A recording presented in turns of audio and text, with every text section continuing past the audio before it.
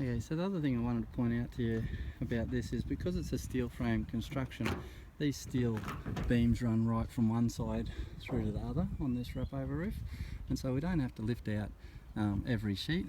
We can just get access right through from here. So if I just pan the camera down here, I'm not sure whether you can see in there, but that bay goes all the way through, and so I can actually just pump insulation through there.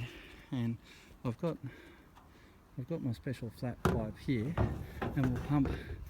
I can just feed that all the way along like so, right?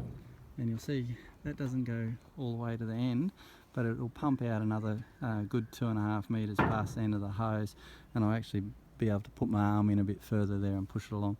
So we'll just pump it and fill it up from the back, and there's a bit of skill involved in making sure you get it covered right across.